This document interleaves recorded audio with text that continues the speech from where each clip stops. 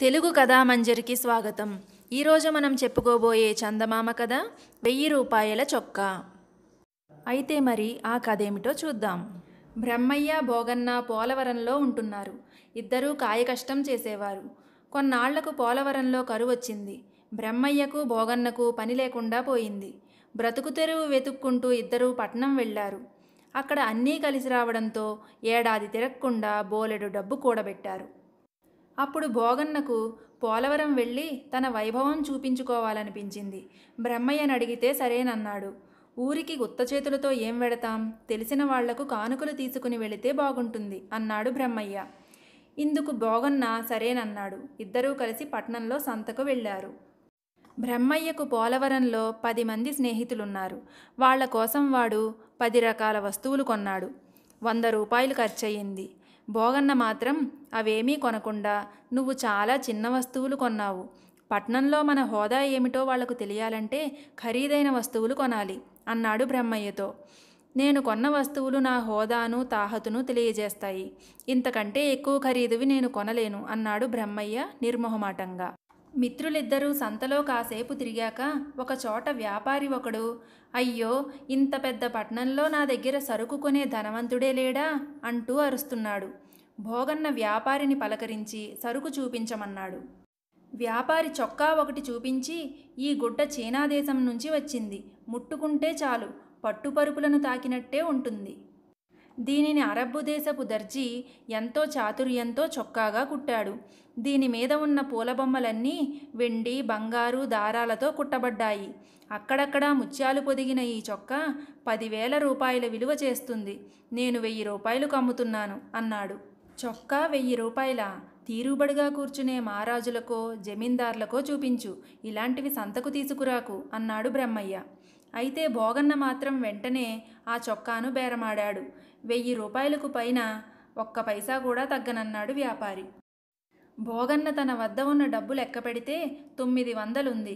బ్రహ్మయ్య దగ్గర 100 రూపాయలు అప్పు తీసుకుని భోగన్న ఆ చొక్కా కొనేశాడు. ఇంత ఖరీదైన చొక్కా ఎవరికోసం? పోలవరం గ్రామాధికారికి గాని ఇద్దామనుకుంటున్నావా? ఆయన మనకెప్పుడైనా ఉపకారం చేశాడా ఏమన్నానా? ఇంకెవరికిద్దామనుకున్నా ఇది తొడిగే తాహతు ఎవరికుంది అంటూ అడిగాడు బ్రహ్మయ్య ఆశ్చర్యం పట్టలేక. భోగన్న చిన్నగా నవ్వి, ఇంకొకరి కోసం 1000 రూపాయలు ఖర్చు పెట్టే వెర్రివాణ్ణి కాను ఈ చొక్కా కోసం. మన ఊళ్ళో ఈ చొక్కా వేసుకుని తిరిగానంటే ఊరంతా నా హోదాను తలుచుకుని విస్తుపోతుంది అన్నాడు. అందుకని ఒక్క చొక్కా కోసం 1000 రూపాయలు తగలేస్తావా? ఇది తొడుక్కుంటే నీకేం సంతోషం? అంత డబ్బు పోయిందన్న బాధను గుర్తు చేయడానికే పనికొస్తుందిది అన్నాడు బ్రహ్మయ్య.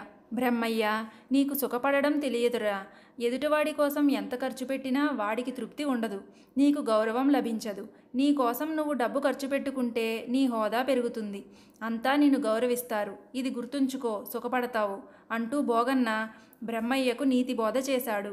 ఏది ఏమైతేనేం అనుకున్న రోజుకు మిత్రులిద్దరూ పోలవరానికి బయలుదేరారు. ఊళ్ళో ప్రవేశించగానే ముందు పొలిమేరలోని చెరువు దగ్గర ఆగిపోయాడు భోగన్న. అక్కడ స్నానం చేసి 1000 రూపాయల చొక్కా ధరించి అప్పుడు ఊళ్ళో ప్రవేశిస్తానన్నాడు వాడు. బ్రహ్మయ్య మాత్రం వెంటనే ఊళ్ళోకి పోయి తనకు తెలిసిన వాళ్లను కలుసుకుని పట్నం నుంచి తెచ్చిన కానుకలు ఇచ్చాడు. అంతా వాణ్ణి బాగా ఆదరించి భోగన్న గురించి అడిగారు. భోగన్నకేం, మన ఊళ్ళో వేసుకు తిరగడానికి వాడు 1000 రూపాయల చొక్కా కొన్నాడు తెలుసా అన్నాడు బ్రహ్మయ్య. భోగన్న వెనకాలే వస్తున్నాడని తెలిసి కొందరు వాణ్ణి చూడ్డానికి ఊరి పొలిమేర దాకా వెళ్లారు. అప్పటికి వాడి స్నానం పూర్తయింది. కొత్త చొక్కా వేసుకున్నాడు. ఊళ్ళో వాళ్ళు భోగన్నను చుట్టుముట్టి, నువ్వు 1000 రూపాయల చొక్కా కొన్నావని బ్రహ్మయ్య చెప్పాడు. అంత ఖరీదైన చొక్కా ఎలా ఉంటుందో చూడాలనుంది, ఒక్కసారి చూపించు అన్నారు. భోగన్న చిన్నబుచ్చుకుని, చూస్తే తెలియడం లేదు, ఇప్పుడు నేను వేసుకున్న చొక్కా అదే అన్నాడు.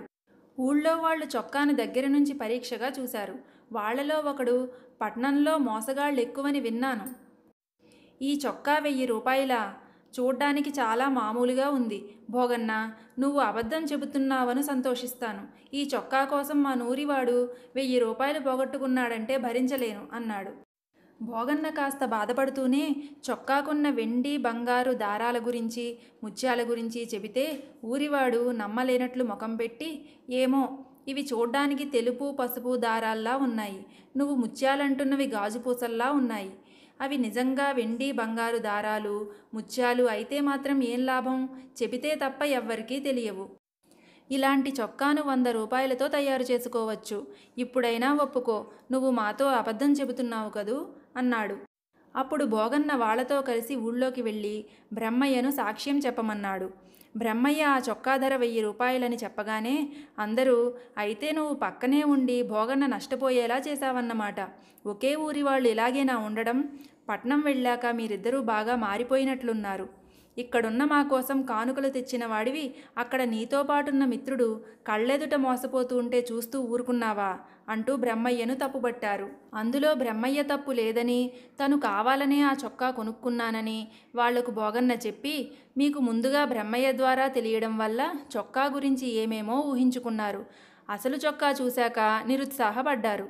ఏమీ తెలియని వాళ్ళు ఈ చొక్కాను చూస్తే మూర్ఛపోయినంత పని చేస్తారు అన్నాడు. భోగన్న తన చొక్కాతో ఊరంతా తిరిగి ఎందరినో కలుసుకుని వచ్చాడు. కొందరు వాడి చెప్పుల గురించి అడిగారు, కొందరు వాడి చేతిలో ఉన్న పున్నుకర్ర గురించి అడిగారు, కొందరు పట్నం వెళ్ళాక వాడి నడక మారిందన్నారు, కొందరు వాడి మీసాలు జమీందారు గారి పెద్ద కొడుకు మీసాలతో సరిపోలగలవన్నారు. అయితే ఒక్కరూ చొక్కా గురించి అడగలేదు. నోరు విడిచి వాడు కొందరిని చొక్కా ఎలా ఉందని అడిగితే పర్వాలేదు బాగానే ఉంది అని చెప్పి ఊరుకున్నారు. ఊళ్ళో 2 రోజులుండి మిత్రులిద్దరూ తిరుగు ప్రయాణం అయ్యారు. ఇద్దరికీ తెలిసిన వాళ్ళు కొందరు భోగన్ననొక కంట కనిపెడుతూ సలహాలివ్వమని బ్రహ్మయ్యకు చెప్పి భోగన్నతో, ఒరేయ్, సంపాదించిన డబ్బును వృధా చేసుకోకు, బ్రహ్మయ్య తెలివైనవాడు, వాడి సలహాలు తీసుకుని బాగుపడు అని హితవు చెప్పారు. పట్నం వెళ్లే దారిలో భోగన్న, మన ఊరి వాళ్ళు స్వార్థపరులు, నువ్వు వాళ్ల కోసం కానుకలు తెచ్చావు కదా, నిన్ను పొగిడారు. నేను నా గురించే ఖర్చు పెట్టుకున్నాను కదా, అందుకని నన్ను ఎంతగానో చిన్నబుచ్చారు. మళ్ళీ ఈ ఊళ్ళో అడుగుపెట్టను అన్నాడు బ్రహ్మయ్యతో. బ్రహ్మయ్య నవ్వి, నీ గురించి నీకే తెలియని వాడివి మన ఊరి వాళ్ళని ఏమర్థం చేసుకుంటావు? నువ్వు 1000 రూపాయల చొక్కా నీ కోసం కొనుక్కున్నావా? ఇతరుల మెప్పు కోసం కొన్నావు. నీకోసమే కొనుక్కుంటే అది తొడుక్కుని సంతోషించేవాడివి.